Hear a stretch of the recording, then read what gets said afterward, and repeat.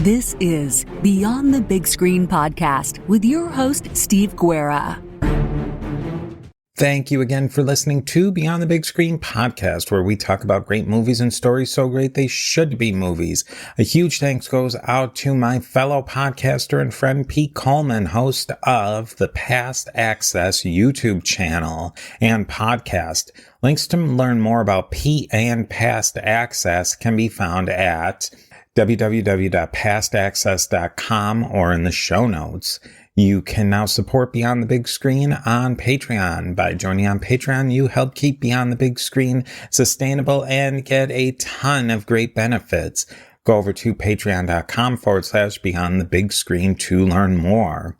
A special thanks goes out to our executive producer level on Patreon, Alex.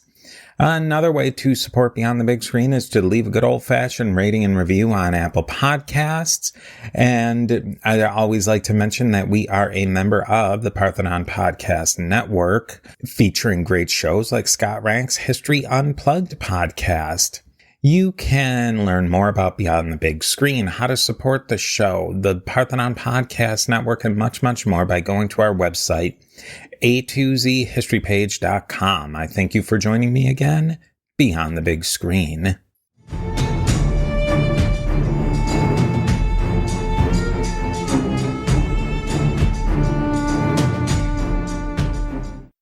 I would like to welcome Pete Collman, host of many podcasts, but in particular, the YouTube channel Past Access.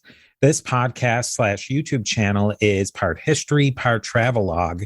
Pete dives into a variety of topics and goes to many amazing places. On top of all that, Pete shows how to make these amazing places accessible to everyone. In today's episode, we will touch on history and travel, and we'll also focus on the story of travel that ended in disaster, the Titanic. So we got a lot to work on today. Now, can you maybe explain to us the whole idea of Past Access? Yes, Stephen, it was a brainchild from our original podcast that we started, audio podcast called Bohemican, which was Bohemian American. Basically an expat's viewpoint on trying to acclimate to Central Europe and Czechia from an American expat sort of viewpoint. And I got involved in, history and culture, trying to acclimate to this society. And I really enjoyed, presenting that to my audience. And I started that, I believe, in 2013. And it kind of morphed into wanting to expand on a visual aspect of things with the YouTube channel. And the hardships I had traveling to get stories on Czech castles and actually making other trips around Europe, I started asking myself, what's a good way to pay it forward? And also kind of marry my love of history and travel with this kind of idea of mentorship with other people with disabilities in traveling. And that's where Past Access came into being. And it kind of is a culmination of many years of travel around the world that I did with a sports team back in my younger days, trying out for the Olympics, and then just moving over here where my kids are in the middle of Central Europe. It was kind of the show made itself, because I love to travel, and I said, I'll just take my iPhone with me and I'll do a show in Venice or Florence or Budapest or Barcelona. So that's where the show got started. Yeah, it's really amazing. I mean, for one thing, it's travel channel quality video and audio and setup for sure. I guess maybe to set it up, what are some general travel challenges that you face?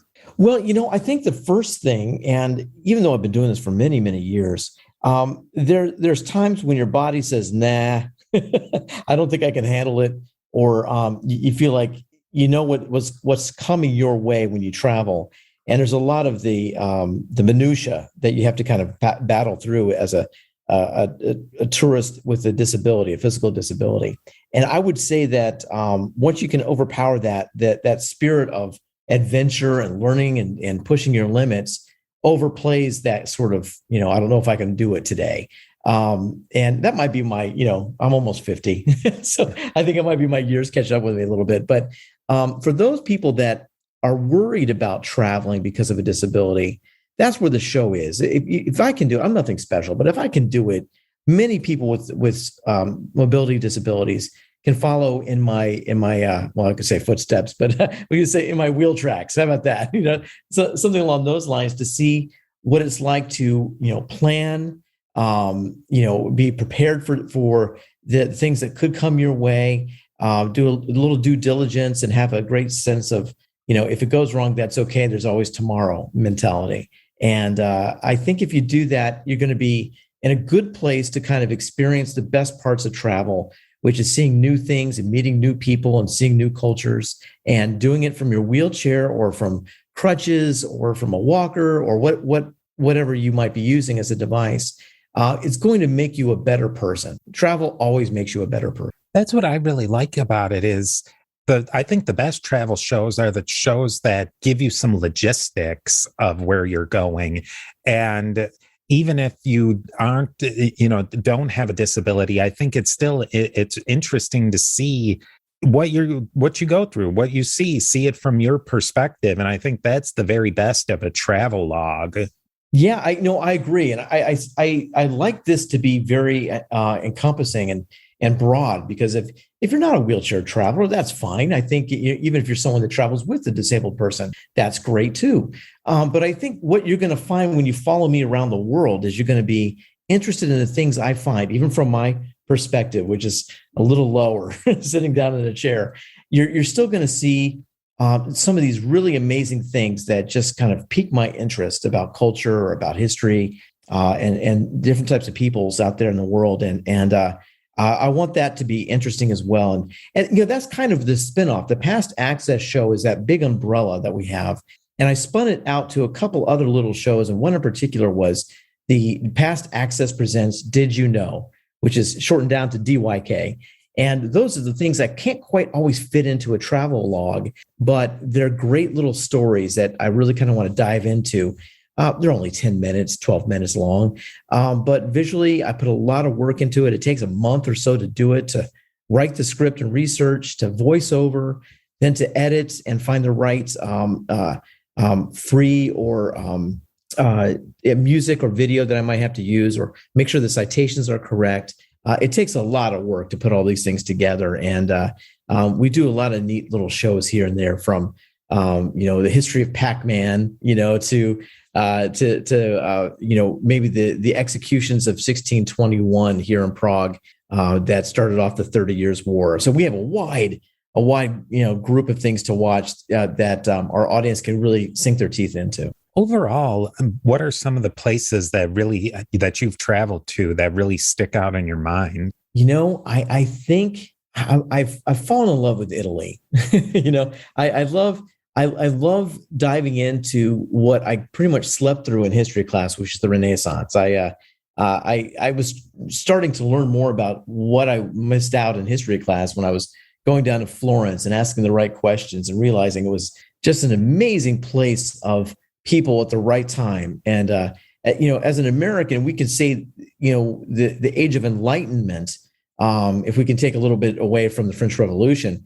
But the Age of Enlightenment, that spawned what we put together as the creation of our republic in 1776 and moving forward, it was an interesting group of men with a lot of different sort of viewpoints on creating a nation that was very avant-garde at the time. And you could say the same thing about the Renaissance and all the different sort of characters of art and literature and power struggles and power families.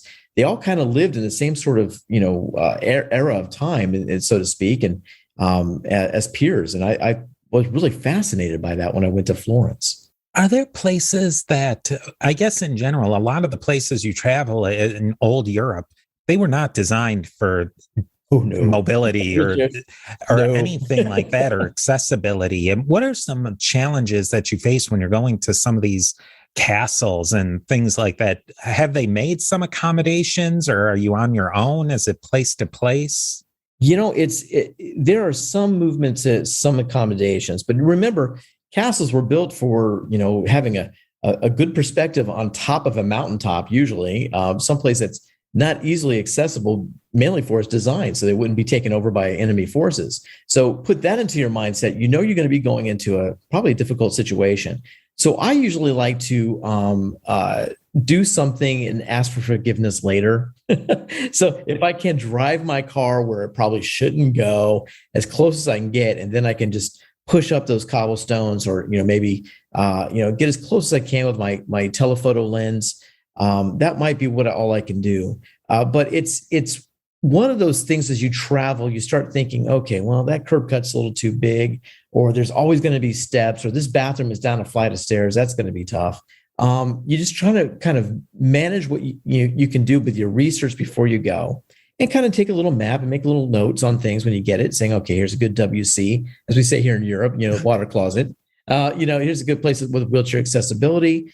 Let's try this first. I know when I went to Venice, and I've been to Venice many, many times, I think 7 or 8 times. And I think that I always get a little confused sometimes about when you get to St. Marco Square, the big plaza where everybody goes with the pigeons and the St. Mark's Basilica. If you go a certain way, you're always going to run into wheelchair steps that you're not going to be able to get into. But there's a little sort of pathway you can take that will take you around the piazza that will allow you to have access. And that's something that I made sure that people know when they see the videos about what we do, about how to make your life a little easier as a wheelchair traveler. So we want the show of past access to kind of, help people along a little bit, so they save time and limit some of the frustration that you're going to face. Absolutely. As you said, Stephen, most of these medieval cities were not in mind for people in wheelchairs. They just didn't have that in mind. So you're going to have to kind of power your way through some of it. Was there any city or place in particular that was really challenging? The city where I live is very challenging. I would say it's probably the top of the list. Prague is, you have to be on your A game when you come here. There's a variety of cobblestones and issues that can bust your wheelchair and be challenging.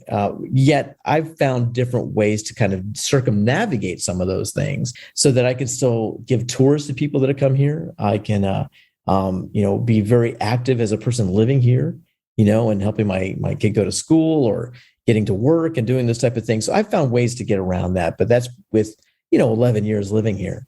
I would say that the toughest, well, I don't want to say the toughest, maybe Nuremberg is the toughest I've encountered.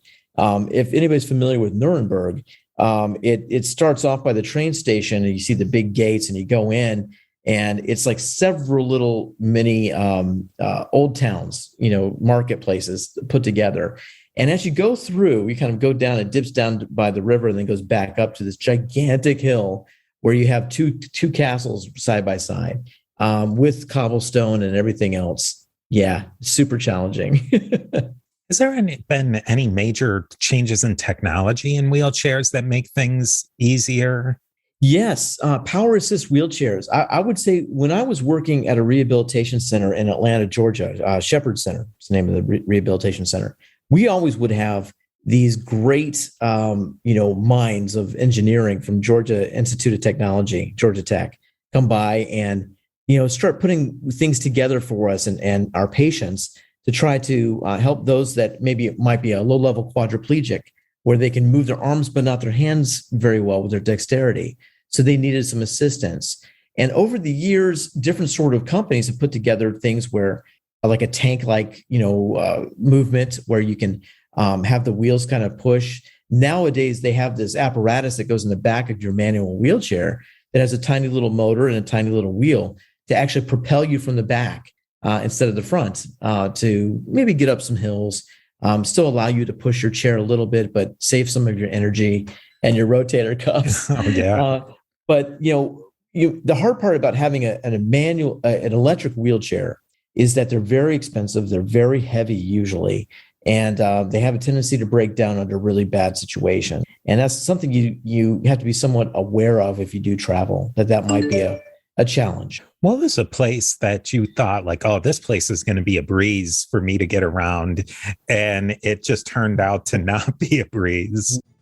And now, a brief word from our sponsors. Not be a breeze. Wow. That's a good question, Stephen. I would say probably Paris, which I've been to many times now. And you go into it and think, well, you know what? There's going to be streets and gigantic boulevards. I mean, that's how it was designed, right? And then you start thinking, okay, I want to go to Montmartre, or I want to go to the Sacré-Cœur. Good luck. You're gonna have to take a taxi up to that hill.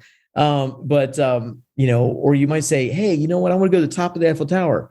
And then you get there and you're like, well, sir, we don't allow people with disabilities to go to the top of the Eiffel Tower. You can go to the second level.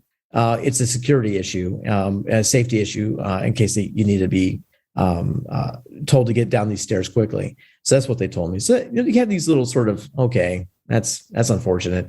But you realize second level of Eiffel Tower is very, very tall. You can see a lot of cool things. But yeah, you do have some challenges in a city, in a downtown area of Paris that is not absolutely huge, but has its challenges with traffic and people and foot traffic and bridges. Some are accessible, some are not.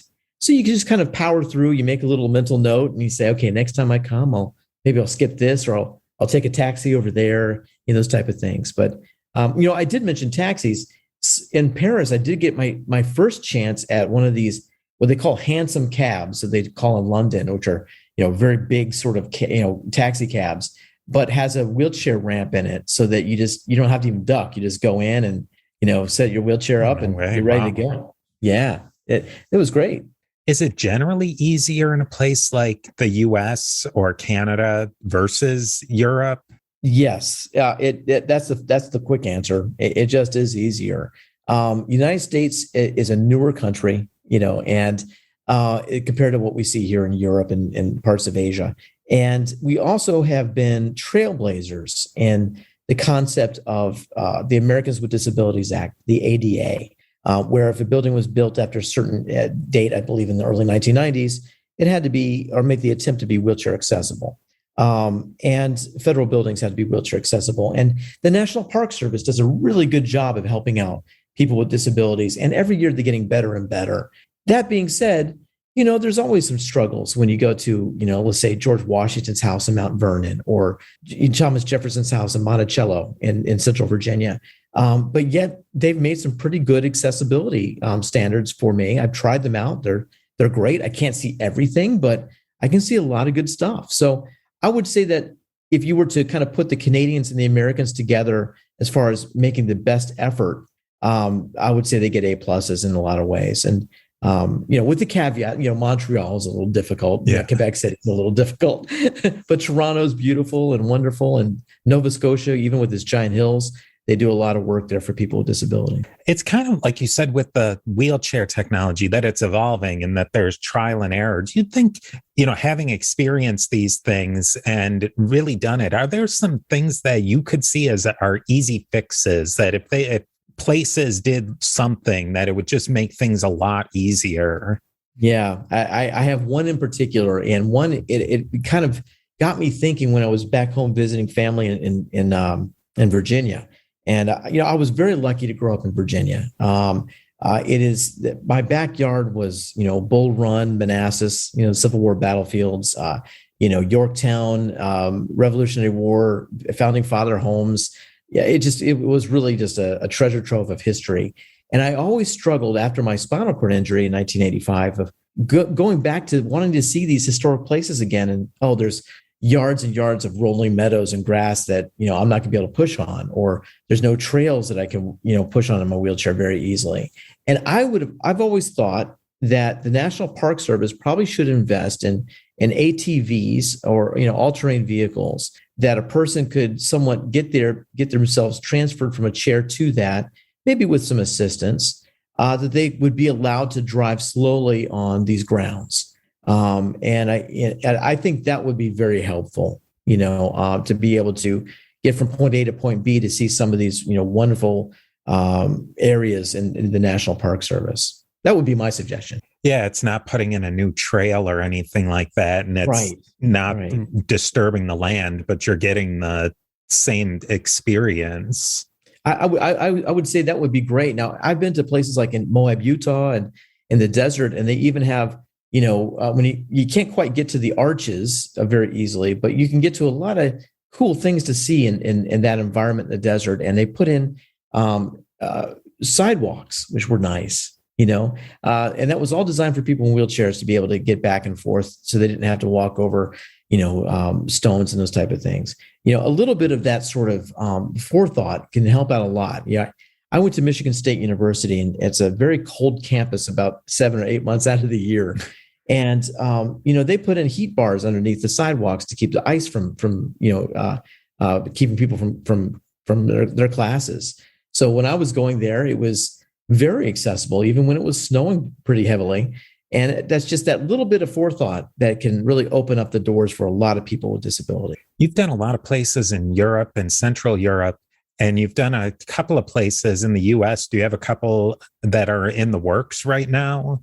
I do. Actually, Rome is coming up. I'm doing a trip to Rome, back to Paris, and probably back to Barcelona this year, I hope. Now that COVID is kind of, manageable in our travel situations, I think that it's great to be back to traveling again.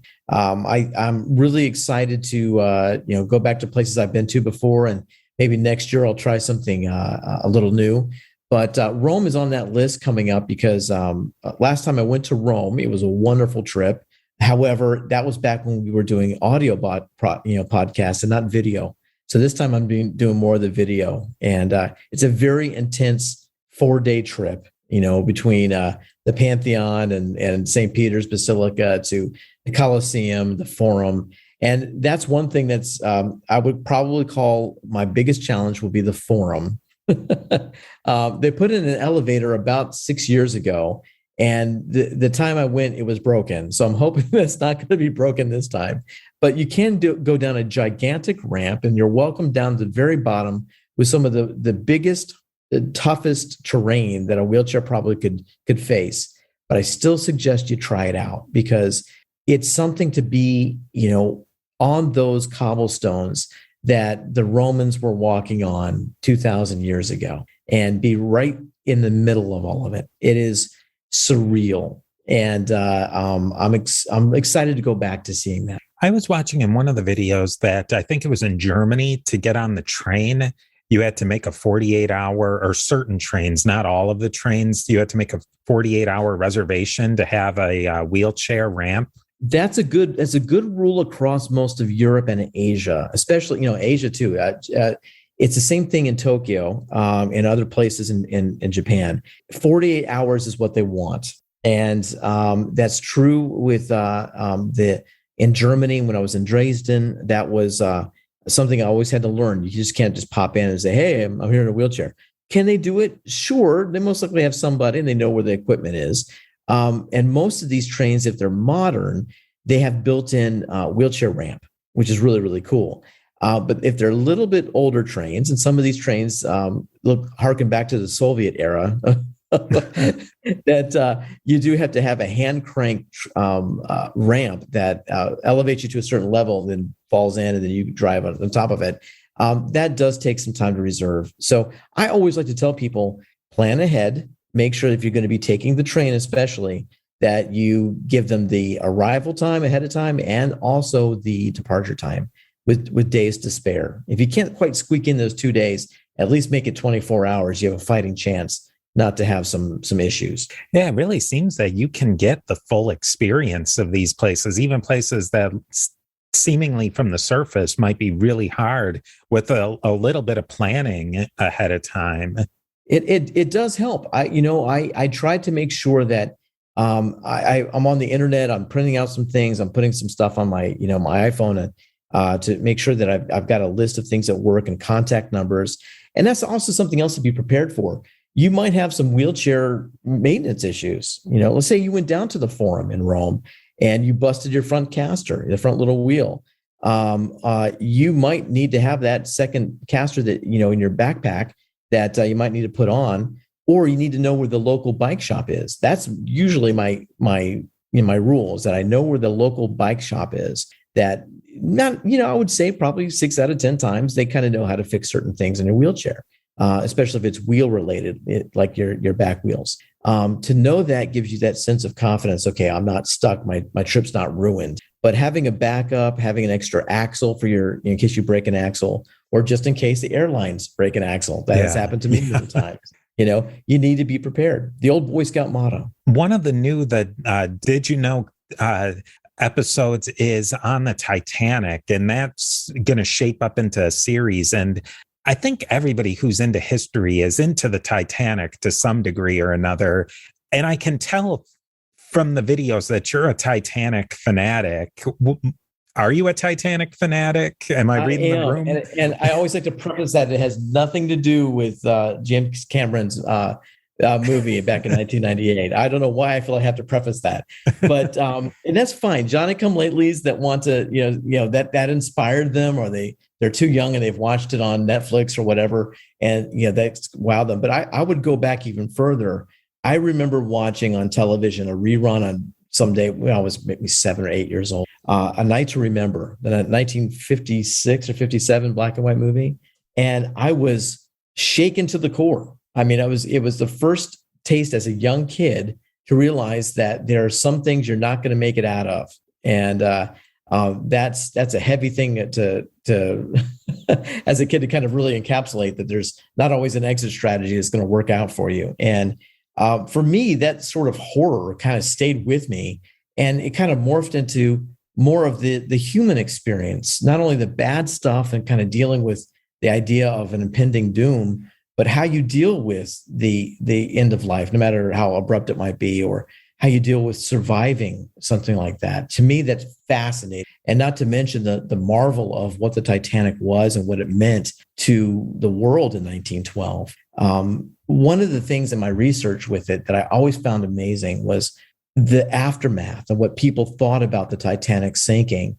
And if you were to talk to somebody, now the Titanic sank, I believe it was on a Tuesday, if not mistaken. They were supposed to come in on Wednesday, but they were trying to make it by Tuesday, if I'm not mistaken on that one, in 1912.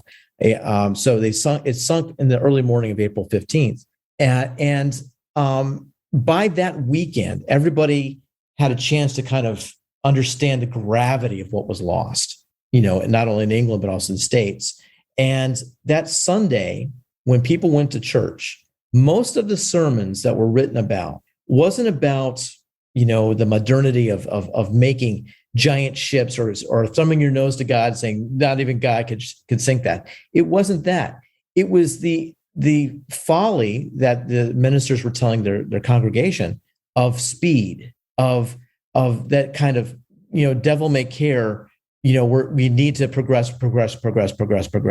And I thought that was very interesting, because that's not how we live today. We live in, I want the next best thing and I want it yesterday, right? But back then, I think there was that sort of push. And, I did a World War I show on the centennial of World War I. And that was, again, something very similar.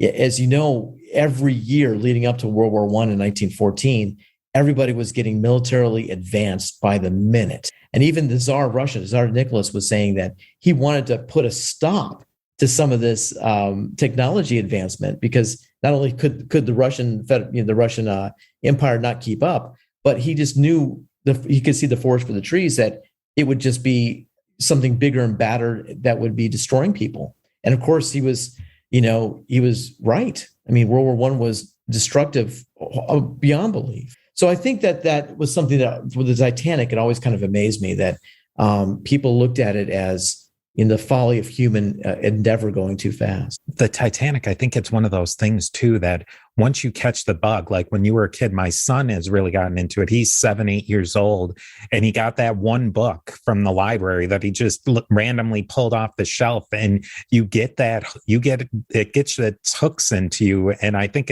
that's one of those things that sticks with you for the rest of your life. It is. And, and it becomes you're gonna want to learn more. And I've been to some of these Titanic exhibits. The traveling exhibit actually came to Prague a few years ago. I took my son to that.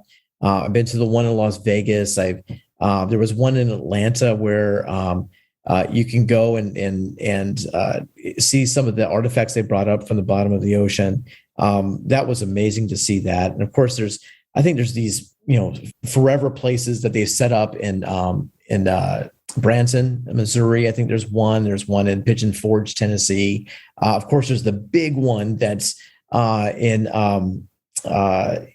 Ireland that is supposed to be amazing. I don't think it's in Dublin. I can't quite remember where that is, but it is something else to see. And I one day I'd like to get there and see it. But it really is something that really kind of captures the imagination. It's just a very sad story. And this series that I'm doing, I decided to be more proactive in a sense of finding something positive that came from it, even a very sad story. So I picked 5 or so individuals from Charles Lightoller to, the unsinkable Molly Brown, Margaret Brown, to Bride and even Harper, the Baptist minister that was swimming in the water, and before he succumbed to hypothermia, some of the survivors had remembered some man coming up asking, "Have you been saved?" And trying to make sure that they were going to give their last rites, or at least that kind of thing. Those little things are inspiring, because we talked about what we all would do in the face of certain death and how we would approach that. And I don't know if I can throw any stones at anybody that would try to push somebody out of the way to get onto a lifeboat. But as we saw in the Titanic, that was not really the case. There was a lot of people that voluntarily stayed behind, taking their chances, but also kind of knowing that, the way things were at that time, that you could not take a spot away from a woman or a child or an elderly person. So very, very interesting stuff. A big thing, too, that I think stuck out with me is it being that the Titanic had a Marconi wireless on it and was one of the first ships to have one. They're pretty much getting almost a live stream of what was happening, or as close as you could get to a live stream in 1912, which that must have really blown people's minds. It really was something that was, amazing. Because remember, we're talking, the Morse code was still figuring out what codes they wanted to do. QED, I don't know if that's exactly what it was replaced by SOS, and it was used on several occasions. And of course, the California that was close by was receiving information. Of course, the Carpathia that came to rescue some hours later, they were all getting these things. But the tragedy of all of this was that, before the 2 men that were responsible for getting the messages out of saying, "Hey, we're in distress," leading up to that, they were more focused on trying to get the wealthy their telegrams, because that's really how they were paid. They weren't part of the White Star Line. They were their own sort of entity that were sitting on the ship. And for the first parts of that time, they were still kind of running through, making sure people got their wires and telegrams asking them what they were doing or when they were coming to New York. And as the time started getting more serious, and the Captain Smith was saying, "Okay, we need you to start, putting this as your main goal, getting the SOS out, making sure that you let others know that we're in trouble." I don't know if they were to do it sooner, that might have gotten some ships there faster. But you got to keep in mind that the situation was just really difficult. The ice was not only a danger, of course, to the Titanic, as we found out, but it was a danger to everybody. It was a danger to the Californian. It was a danger to Carpathia. That ship that rescued everybody.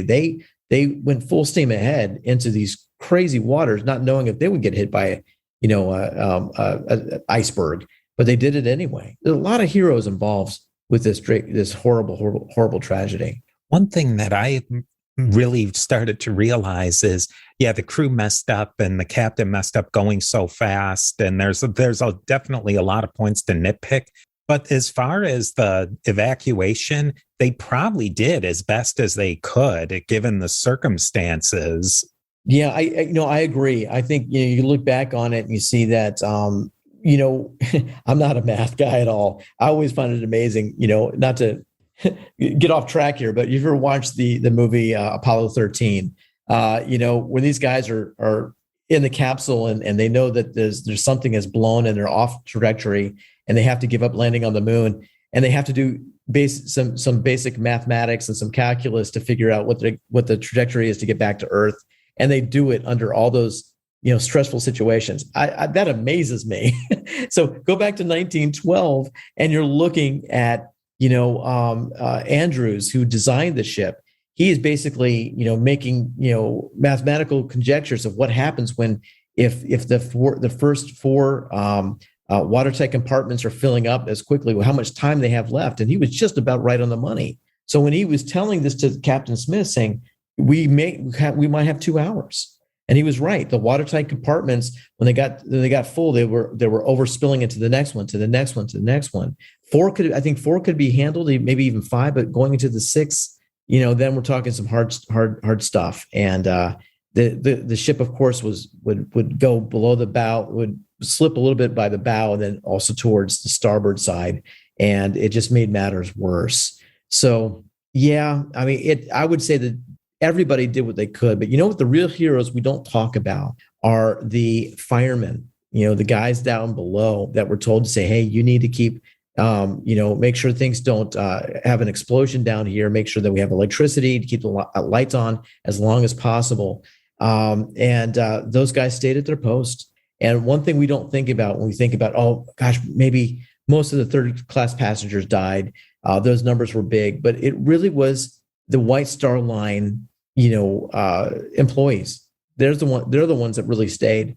And that's something that if you're from Ireland, that because there was just talents, just so many people that were gone from that because they stayed at their post and they let the passengers get off first. And very, very sad, very, very sad for sure.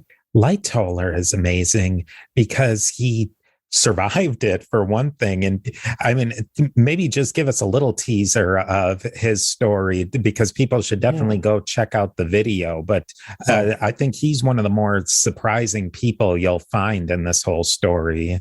It's a very human story of a guy in it that is the second officer and of Titanic for the White Star Line. And he's the one that kind of jumped into action when he was woken up by the movement of the iceberg cutting through parts of the hull. And his first reaction was to set up the winches for the lifeboats, I believe, on the port side. And then he went to Captain Smith and said, okay, what's the rest of my orders? So he was ready to go, which I thought was great. But he did follow those orders to a T that Smith gave him, saying women and children only. And, sending down not completely full lifeboats or something I'm sure that he was frustrated with. But as the time went on, they started filling those puppies up pretty quick and making sure that, they were all in. One of my favorite lines of this, and I want to make sure that it's true, but I've read it in a few other places that I think it is. During the questioning and during the aftermath in New York, when he was questioned, in this inquiry, he was asked, why did you leave this ship? And he said, sir, I didn't leave the ship. The ship left me, because he was washed over. And not only was he washed over into the water with collapsible lifeboat B, not only was that washed over, but the front funnel fell into the water, crushing people, but washing him away. Once he got off, and he was also almost sucked in by the swell when the ship was going down. So he was almost sucked in a couple times. He survived all that, got on top of this overturned collapsible B boat, and he was responsible for taking command to make sure all these men that kind of globbed onto it didn't capsize it. And he did that for hours, and then make sure that other lifeboats were there, and he dispersed those other guys to the boat so he can go look for other survivors. So he basically was right on top of the idea of saving people to the very end. And he did survive it, of course. Later in life, which is kind of a cool story, was that during World War II, during the evacuation of Dunkirk, he just took his little boat with his son and went to rescue 100 stranded British soldiers from certain capture from the Nazis. So as an older man in his 50s, he just didn't stop being a true hero. I mean, what a guy, And now, a brief word from our sponsors. I think that's one of the things you really have to give credit for. And think about maybe if you go on a cruise, that these crew people are highly trained and they're very responsible when, you know, you don't think of it, that they're not in the Navy, they're not in the Army or police or anything, but they're, you know, the person who just, you know, makes a dish for you, or they know how to put fires out. They know how to do a lot of things.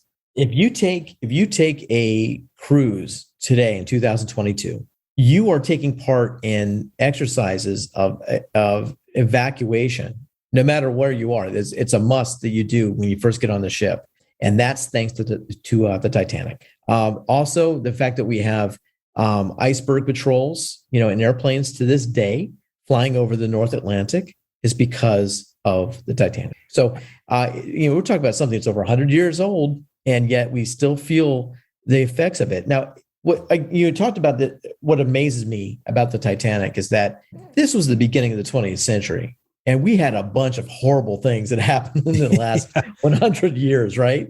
Not even going into, you know, too far into World War I. The sinking of the Lusitania was horrific, you know, and yet we don't talk so much about the Lusitania unless you're a World War I buff, but we always talk about the Titanic. You know, we had World War I, World War II, the Cold War, you know, all these proxy wars and other things that goes on throughout the rest of the century, but yet we still kind of harken back to the tragedy of the Titanic that just captivates us. I was really amazed because I had never really, you hear all the statistics about the Titanic, but it's hard to wrap your mind around the scale.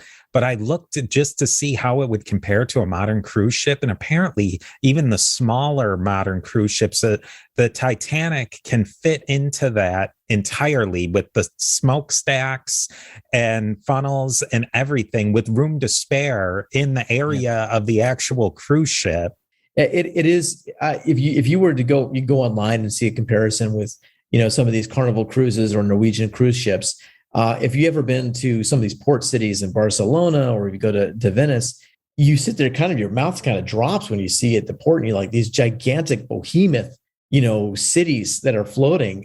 It's really amazing to see. And the Titanic, you know, still would have been jaw dropping for you to see it, you know, in person at the dock. You know, it is dwarfed by some of our modern stuff, but yet you look at it and the length of the Titanic is pretty significant.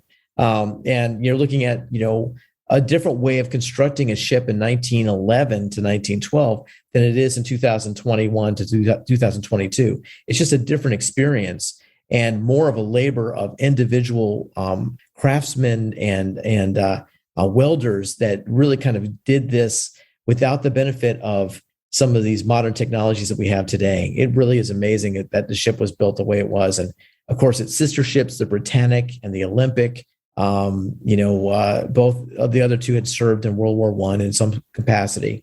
I think the Olympic was the one that did survive it for some time. But yeah, the Titanic's loss was a big deal for most of the world. And these podcasts or these YouTube shows that I do, I kind of want to give that human experience of what that meant. And it's just a fraction. There's so many amazing people and they did amazing things and heroic things that you know, I wish you could do a show a whole year worth of stuff, but I'm only doing about, you know, 4 or 5. And I did decide I'll probably also do a show on the people of Nova Scotia. I went to Nova Scotia some years ago, and I went to the Titanic cemetery where they buried the dead. The Mackay Bennett was a ship that was sent out for the bodies months afterwards. And they had the hard job of trying to get as many bodies as they could on board. And the ones that they couldn't recognize, they put back into the water. The ones that they did, they saved their heirlooms to make sure they could try to put it together. And then they had I think it was an ice hockey rink that they had as a makeshift morgue. And they invited people that were relatives to come there to identify their loved ones. And they also did the very kind thing of making sure that their possessions were not there to be taken by people. That little thought was a big deal because that way they could better identify who was there and also give a peace of mind to their surviving family members.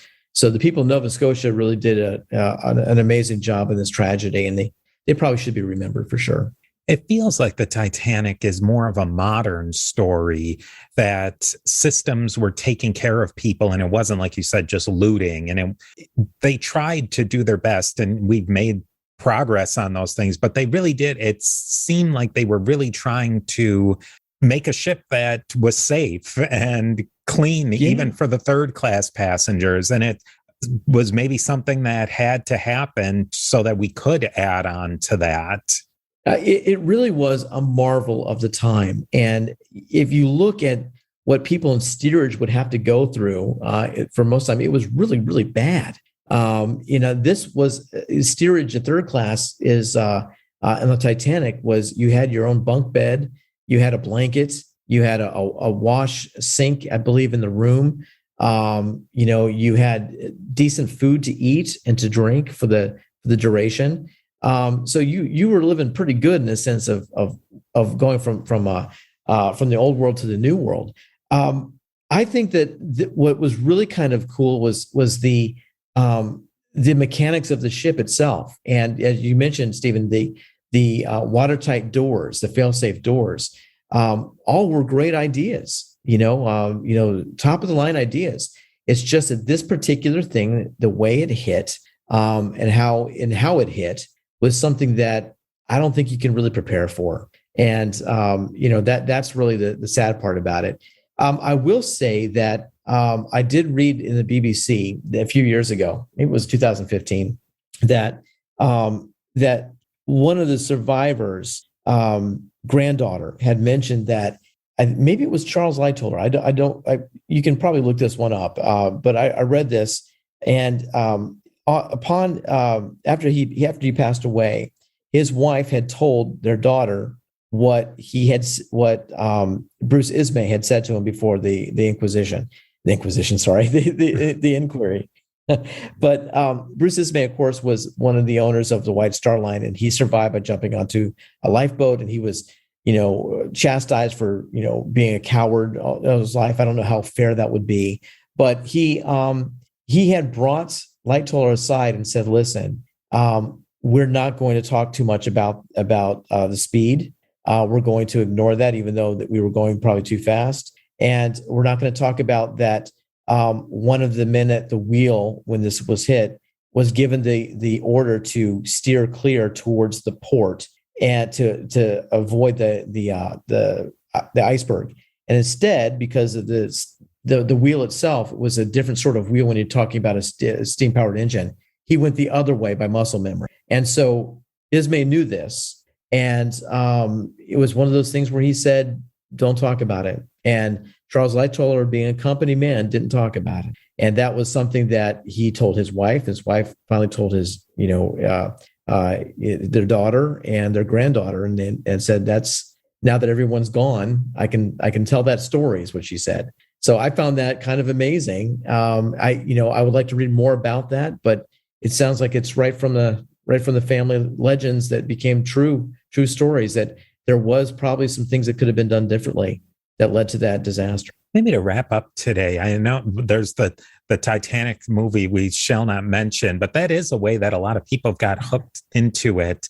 Maybe what's one thing you felt that it really did maybe get right or captured about because there was a lot of really bad in it, but there were some things that were kind of interesting too. Well, I don't want to give too much bad press to James Cameron. He's an amazing producer and director, and his visions are usually something we all enjoy when we see on the screen.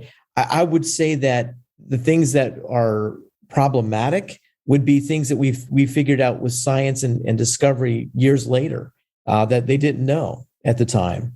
So when you watch it, it seems a little dated. And of course, they have to put in something for everybody to watch to keep you entertained. It's not a documentary. So I think we have to keep that in mind. But I would say that what they did do right was they put a lot of time in the sinking aspect of the Titanic, about what survivors had seen on that dark night. It was a clear night, but when the electricity went out, this is about 2:15 in the morning, 2:10, it slipped below the waves by 2:20 a.m. on April 15th. But by about 2:10, 2:12 a.m., the lights went out. and you wouldn't be able to see much, even though the sky was, lit up with stars. It would have been a dark silhouette. So it would have been very hard to see if the ship would have broken in half like it did, as we know it did.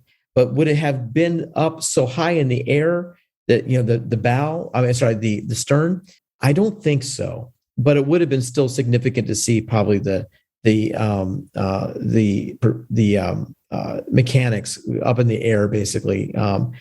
So I think they probably got that pretty close, but mainly they really got the idea of how fast a person dies with hypothermia in the water. When you see, there's these horrible stories of people in the lifeboats that survived, and they heard the screaming after the cacophony of the ship going down and the air pockets exploding, and then it's just gone. And all you hear is the screaming, and then the screaming goes away. Because as we know with hypothermia, you get the sense of delirium for a few minutes, and then you're gone. It's that silence after the screaming must have been something that stayed with people for a very long time.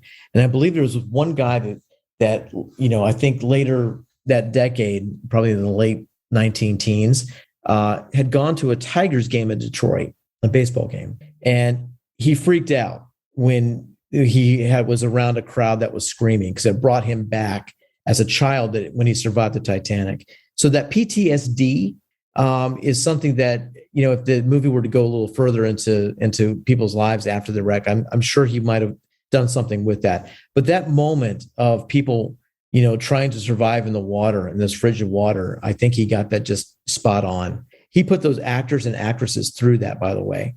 Those were really like water tanks. They were freezing. They weren't freezing, but they were shaking and made them very cold and distressed, so that he can get the right, feeling of that. And that's his magic. I mean, wow. I mean, that part was cool.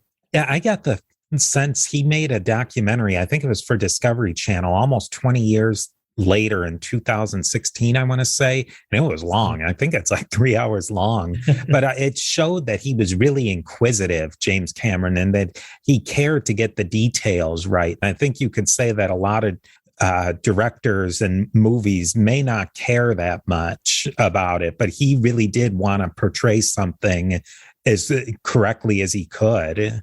Yeah, he really was a Titanic, an aficionado. I mean, he met Ballard, who discovered the Titanic. And of course, we kind of know, Ballard's, happenstance with helping the U.S. Navy find a sunken Russian submarine that led to the U.S. Navy allowing him to use USA taxpayer money to fund the Titanic, which is kind of a nice little interesting story for Ballard.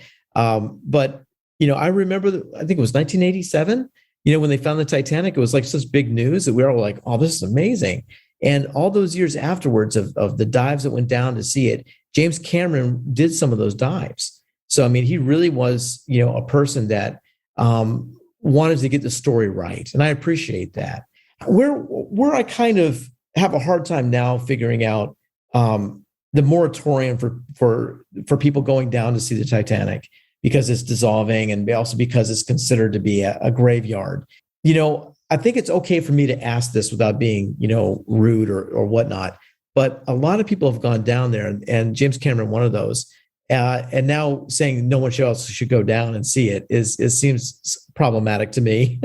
Now that he got a chance to see it a couple of times, I still think there's things for us to learn with seeing the Titanic. And as far as bringing up some other things, I don't necessarily have a problem with that. I know there'll be a lot of listeners saying, wait a minute, this is a graveyard. But we do this all the time.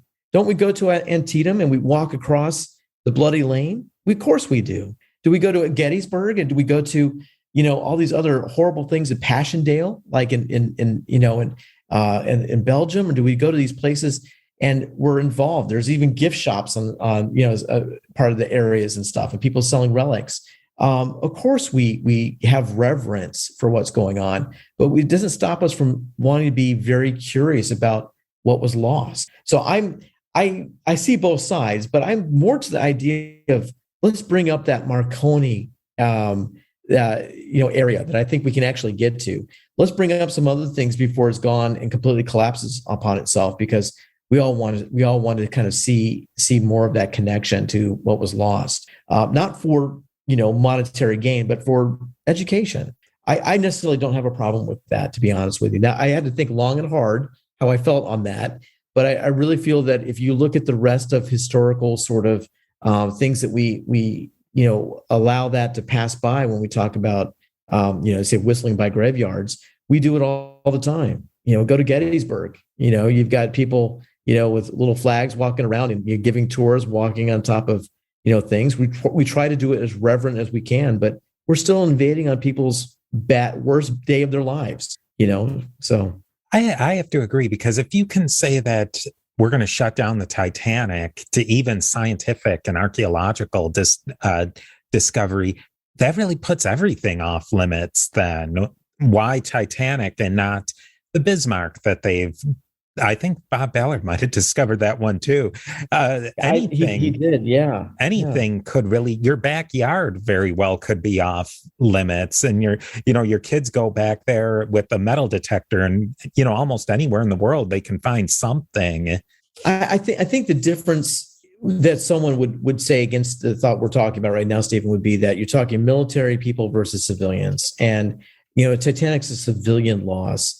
Lusitania, you could say, is a civilian loss with military possible background. With the Germans U-boats had sunk it because they believed that munitions were being sent from America to Great Britain. Okay, maybe, but I would say that might be the biggest difference, as we're talking military loss versus civilian. Still, I think we learn a lot from that. I think we learn a lot from civilian loss of war or tragedy. Look at 9/11. We've got this amazing museum, and in New York City, so you can see the horrific things that were left by civilians.